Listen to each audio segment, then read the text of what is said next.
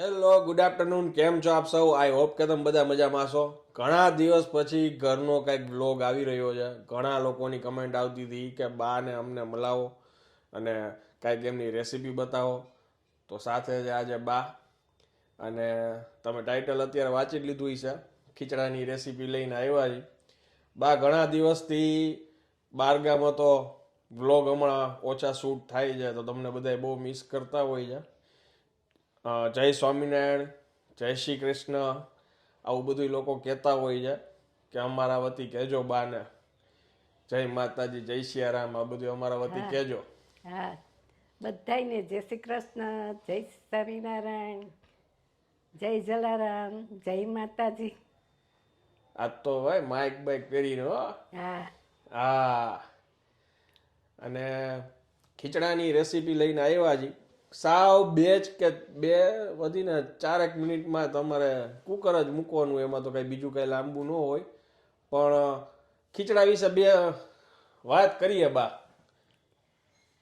કેટલા વર્ષથી તમે ખીચડો બનાવતા હશો? હું તો ઘણા વર્ષથી બનાવું છું, પણ અમે નાના હતા ને ત્યારે બાની ઘરે જ ચૂલો હતો, સાસરાના ઘરે જ ચૂલો હતો. જે મોટા હોય ને એ ખીચડો મૂકી દે, બરાબર. એટલે આગલે દિવસે 7 ધાન લે અને 7 ધાન બધાયની ઓસરીમાં ખાંડણીઓ હોય અને સાંભેલું હોય. એનાથી સાસુમાં હોય કે બા હોય એ ખાંડે અને પછી એની ફોતરી ઉડાડી નાખે. બીજે દી સવારના ચૂલે ખીચડો ચડી જાય. તો એ બપોર સુધી એમને એમ ધીમે તાપે થતો હોય. બપોરના બધાય ગરમ ગરમ ખીચડો ખાય અને પાછો ઠંડો હોય ને એ રાતે ખાય. તે દિવસે બીજું કાંઈ રાંધવાનું હોય નહીં. ના, આખો દિવસ બધા તેલ મમરાના લાડવા ખાય, શેરડી ખાય, જીંજરા ખાય. સંક્રાંત જ? સંક્રાંતને દિવસે. અચ્છા. એટલે અગાસી ઉપર જ હોય છોકરાઓ. માને એટલો હરખ હોય ને કે થાળીઓ ભરી ભરીને મોકલી દે, એટલે છોકરાઓ ભૂખ લાગે એટલે પતંગ ઉડાડતા ઉડાડતા ખાતા હોય. બરાબર. બીજું શું ચાલે જીવનમાં? ઘણા બધા લોકો તમને યાદ કરતા હોય છે. હા, બધા મારી યાદગીરી. એટલે એમાં એવું છે કે રેસીપી વિડીયો એ આપણે ઓછા મૂકીએ છીએ. મેઇન તો બ્લોગ શૂટ હમણાં ઓછા થાય છે, કેમ કે બીજી ચેનલ છે એના ઉપર જાજુ હમણાં ધ્યાન દેતા હોય છે, શૂટિંગ કરતા હોય, કન્ટિન્યુ વિડીયોઝ રેગ્યુલર મૂકવા માંડ્યા છે. એમાં એવું હતું કે એક ટાઈમે ચેનલ ઉપર વીકમાં 2 વિડીયો હું મૂકતો, ક્યારેક તો એક જ હોય. એની બદલે હું રેગ્યુલર એક વિડીયો મૂકું છું. એટલે કામ થોડુંક વધી ગયું છે, એટલે બ્લોગનું ક્વોન્ટિટી ઓછી થતી ગઈ છે. પણ હું ટ્રાય કરીશ કે બને એટલું આપણે રેગ્યુલર રહી શકીએ. ઘણાએ તો આપણી કોપી કરીને વિડીયો ચાલુ કરી દીધા ઘરે મમ્મીની રેસીપી. ઠીક છે, હવે હાલતું હોય તો એમ હાલવા દે. આપણે અમારો કોઈ એવો વિચાર જ નહોતો કે આમ રેસીપીની રીતે કે બાને કાંઈક એવી રીતના હાઇલાઇટ કરીને કે એમ કાંઈ આપણે વિડીયોઝ બનાવીએ. આ તો બસ મજા હાટું કરીએ અને લોકોની સાથે એન્ટરટેન કરાવીએ.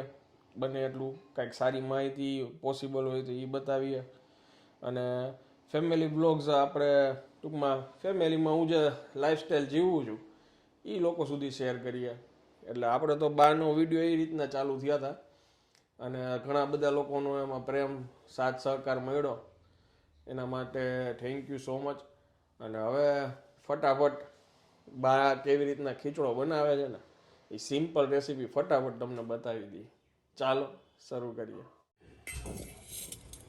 ખીચડો બનાવવા માટે સૌથી પહેલા બાએ જો બારે બજારમાંથી રેડી લીધો છે ખીચડો. 7 દાન આમાં હોય. જુવાર છે, દાળ છે, ઘઉં છે, કોક એવી રીતના 7 દાન હોય. આમાં ઠલવી દો ને બા. એક નાની વાટકી લીધી છે અને આ અંદાજે 4 જણાને થાય એટલી ક્વોન્ટિટી છે. અને એની સાથે આ ખીચડી. અને શું કહેવાય બા? ખીચડી જ ને? એટલે મગ અને ચોખા. અને ફાડિયા મગ કહેવાય ને? મગ અને ચોખા લીધા છે. હવે આને પેલા ધોઈને પલાળી દેવાનું ને? 2 કલાક. 2 કલાક. આને 2 કલાક પલાળી દેવાનું. અને આને એ મૂકવા ટાણે કરવાનું. મૂકવા ટાઈમે? મૂકવા ટાઈમે કરવાનું. જ્યારે કુકરમાં આપણે મૂકવી હોય ને ત્યારે આ ધોઈને નાખી દેવાનું. બરાબર. ઓકે, તો અત્યારે ખાલી આને 2 કલાક અત્યારે ધોઈને પલાળશું ને? હા, 2 કલાક પલાળી દઈશું. ઓકે.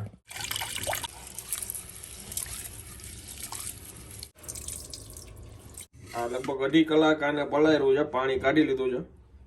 એ ખીચડાનું છે, આ ખીચડીનું છે. આને તો અત્યારે તાત્કાલિક જ હજી પાણીથી સાફ કરીને ધોઈને રાખ્યું છે. સાથે વટાણા લીધા છે, લીલા ચણા લીધા છે. કુકરમાં ઉમેરી દેશું. કુકરમાં આને કયો ખીચડો કહેવાય બા? ખીહરનો ખીચડો. ખીહરનો ખીચડો. ખીહર પેલા મકર સંક્રાંત તો હવે બોલતા, નકર માણા ખીહર આવી એમ કે ખીહરનો ખીચડો.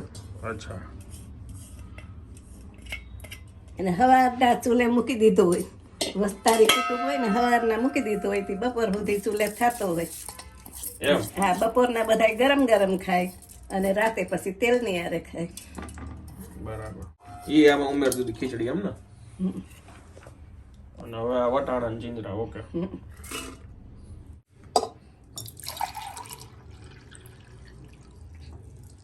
પાણી નાખવાનું કેટલું? 2.5 કલાક.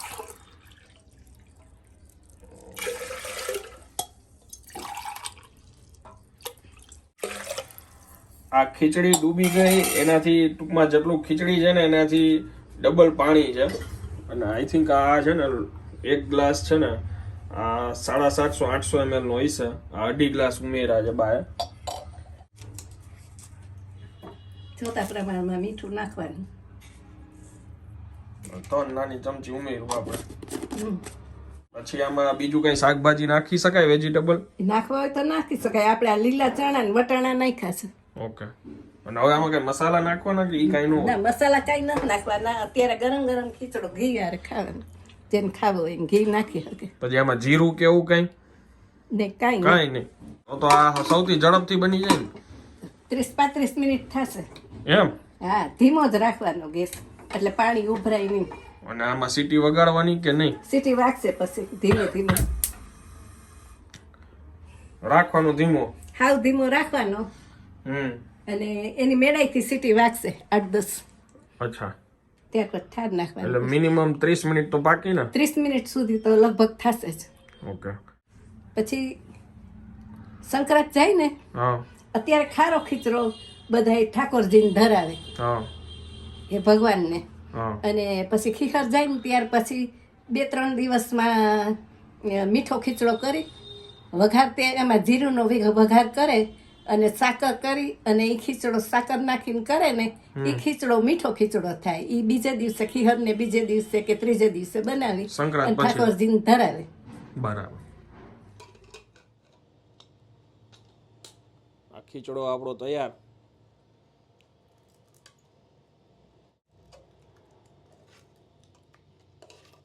લગભગ 45 મિનિટ સુધી રાખ્યો છે.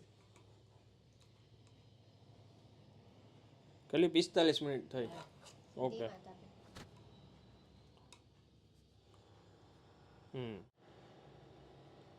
આ ઉપરથી લીલું ટોપરું છે ને? લીલું ટોપરું. અને આ ઘી.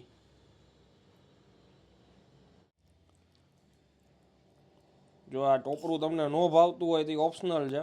પછી બટેટાને શાકાઈ સાથે ખાવું હોય તો ઠીક છે, બાકી ઘી નાખીને ખાઈ શકાય.